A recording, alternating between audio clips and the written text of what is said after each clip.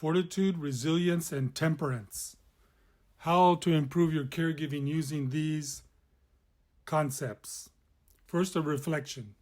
Doctor, I'm not a perfect caregiver. My mother's 91 years old, has Alzheimer's. I got mad at her last month because she was washing the dishes. Why did I get mad? I don't listen to her as much as I should. One day I forgot to give her medicines. Another day I forgot to call in her prescriptions. I pray and try to get more sleep so that I can focus on the important things about my mother and myself. But it's hard. I still have a wife and children to support and my employees to listen to. My mother smiled at me and thanked me and made me happy, and I was content. Yay. Okay, now about fortitude in caregiving. Fortitude is strength of mind that enables a person to encounter caregiver stress or bear pain, lack of sleep, or other adversity with courage and gratitude. Good fortitude is realizing your loved one is falling a lot, then finding help from a friend, a nurse, a doctor to prevent falls, then taking the courage to try new things to prevent falls, like using a walker. Bad fortitude is when your loved one has recurrent falls and you don't change your health procedures to prevent them. You let the falls keep happening. Now, caregiving resilience. This is the capability of a caregiver to recover their energy, their focus, their gratitude after working long hours, hard hours, and having competing responsibilities of caregiving. These, especially those caused by severe medical problems and personal sacrifice, the ability to recover. For example, due to lack of sleep, the caregiver is very anxious and then gets mad at their loved one, but then the caregiver calls a friend to help with eldercare while you take a nap, and after the nap, you go back to caregiving. You're resilient. Someone with poor resilience, they get anxious, mad at their mother, they're so distressed, they call 911, they have to be hospitalized, and they do not have a backup for the care of their loved one. Here are some good caregiving stories. One, I'll call her Miss Smith. She had the unfortunate luck to have a son disabled and two brothers disabled. How does one woman with a full-time job, she always worked, take care of these three people? The son was quadriplegic, and she got her nieces and nephews to help take him to the doctor, to help go to the pharmacy, to order all the equipment from the insurance company. And many times the insurance company refused, or the durable medical equipment company refused. But she's very patient. She always kept a calm mind, very insistent, explain what she needed, explain why she needed it. She didn't get upset, very calm and negotiating with the insurance company.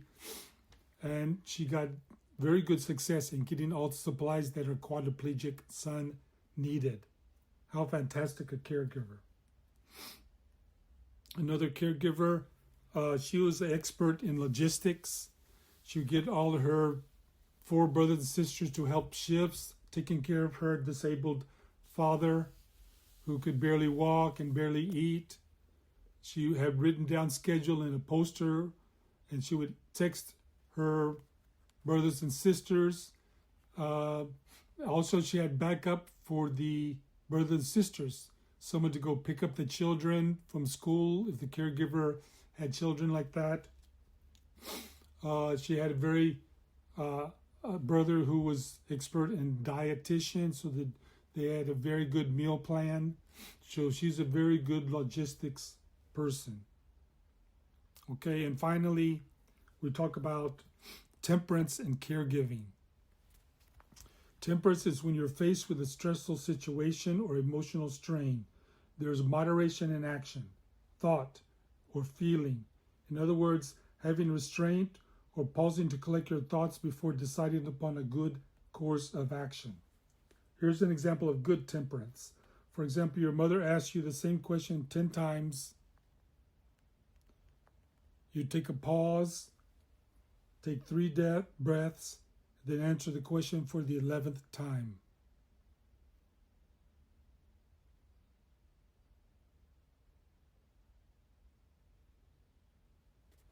Someone with poor temperance would shout and get angry at their loved one.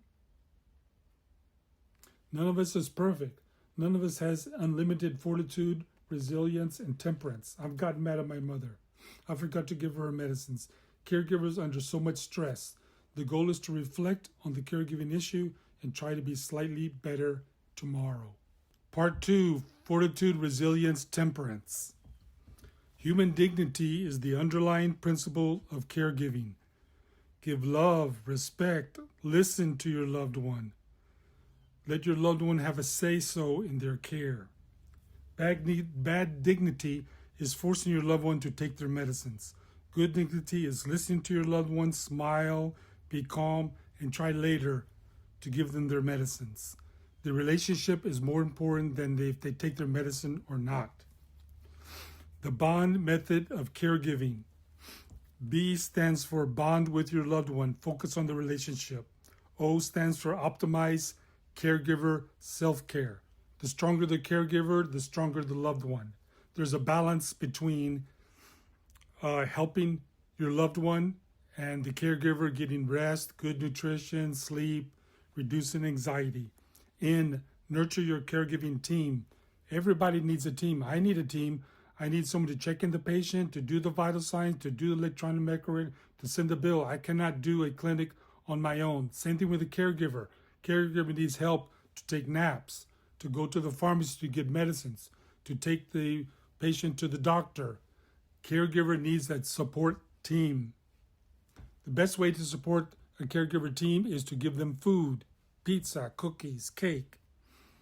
And finally, D, BOND, document health activities and try to improve them. If they didn't take their medicine today, write in the journal. If something made them happy, showing them photos of the grandchildren, put it in the journal. Try to find patterns of what gives you a calm environment, what gives you smiles for your loved one, what makes them agitated.